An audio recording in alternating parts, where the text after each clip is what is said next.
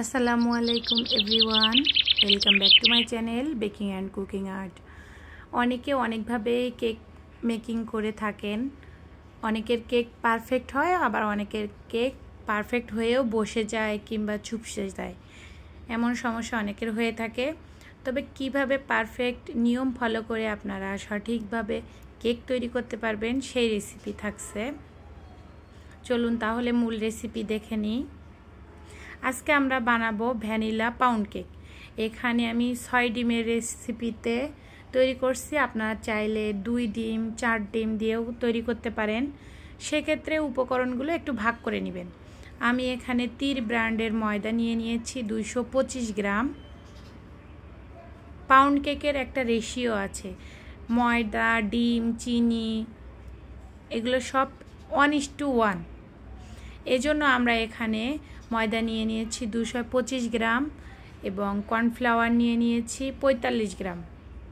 প্রথমে যেহেতু 1 table spoon মাপে আসেনি, এজন্য 35 গ্রাম প্লাস 1 টেবিল স্পুন নিয়ে নিয়েছি। আর 30 গ্রাম পরিমাণ গুঁড়া দুধ নিয়েছি এবং বেকিং পাউডার দিয়ে দিয়েছি 1 টেবিল স্পুন। এখন গ্রামের মাপ সবসময় পারফেক্ট হয়, কিন্তু আপনারা যখন কাপের মাপে রেসিপিটা ট্রাই করতে যাবেন, কোনোবার 5 গ্রাম কম অথবা বেশি আসতে পারে, এটা স্বাভাবিক। কাপের মাপ ফলো করতে গেলে আপনাকে প্রপারলি কাপের মাপটা সম্পর্কে জানতে হবে, যে কিভাবে ময়দাটা নিতে হবে।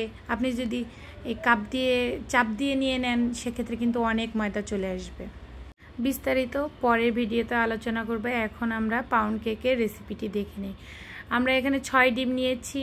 প্রথমে কিছুটা বিট করে আমরা চিনি দিয়ে দিয়েছি। এখানে 1.5 কাপ পরিমাণ চিনি দিয়েছি। প্রথমে 1 কাপ চিনি দিয়ে বিট করে নিয়েছি, তারপর আরও হাফ কাপ চিনি দিয়ে দিয়েছি। অবশ্যই আমি কাপে নিলেও আমি মেজারমেন্ট স্কেলে মেপে নিয়েছি। আপনাদের সুবিধার জন্য আমি কাপের মাপটা এবং গ্রামের মাপটা বলে দিয়েছি। 6 ডিম, 1.5 কাপ পরিমাণ চিনিটা এবং ডিমটা ততক্ষণ পর্যন্ত বিট করব যতক্ষণ না পর্যন্ত চিনিটা গলে যায়। চিনিটা যদি প্রপারলি গলে না যায়, তখন কেকটা হওয়ার পরে দেখবেন উপরে যে একটা হাত দিলে হাতে লেগে লেগে আসছে, চিটচিটে লাগবে এরকম। এজন্য আপনারা একটু চেক করে দেখে নেবেন যে চিনিটা গলছে কিনা। আমরা স্বাদের জাস্ট একটু ব্যালেন্স আনার জন্য 1 চিমটির মতো লবণ দিয়ে দিয়েছি। 1 টেবিল স্পুন ভ্যানিলা এসেন্স দিয়ে দিয়েছি এবং আমরা তেল দিব 70 গ্রাম করে। প্রতি 2 ডিমের জন্য 70 গ্রাম করে দিব। এখানে যেহেতু আমরা 6 ডিমের করছি, সেহেতু আমরা তেল দিব 210 গ্রাম পরিমাণ। এখানে 1 কাপ প্লাস হাফ কাপের একটু কম। আপনারা চাইলে এখানে 300 গ্রাম পরিমাণও তেল দিতে পারেন, কিন্তু তেলের পরিমাণটা আমার কাছে মনে হয় যে একটু বেশি হয়ে যায়, সেক্ষেত্রে আমি তেলটা কমিয়ে দিয়েছি। এখানে যদি আপনারা 300 গ্রাম তেল দেন, কেকটা কিন্তু পারফেক্ট হয়ে যাবে, কোনো অসুবিধা হবে না। এবং চেক করে দেখবেন যে চিনির দানাটা গলে গিয়েছে কিনা পারফেক্টভাবে।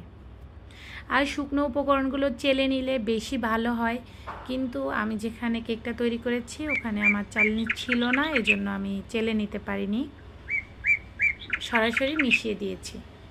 এখন শুকনো উপকরণটা দিয়ে জাস্ট বিটারের কাঁটা দিয়ে একটু মিশিয়ে নিয়েছি যেন উড়ে না যায়, তারপর বিট করে নিয়েছি। এটা যেহেতু পাউন্ড কেক, সেহেতু আপনারা বিটারের কাঁটা দিয়ে মিশালেও কেকটা নষ্ট হয়ে যাবে না।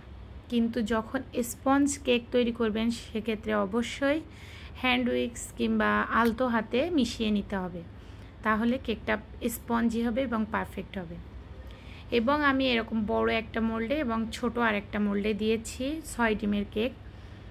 নিচে 2টা কাগজ দিয়ে দিয়েছি, যেহেতু এটা হাঁড়িতে বেক হবে, তলায় বেশি তাপ লাগবে, এজন্য নিচে 2টা কাগজ দিয়ে দিয়েছি আমি, যেন তলাটা পুড়ে না যায়।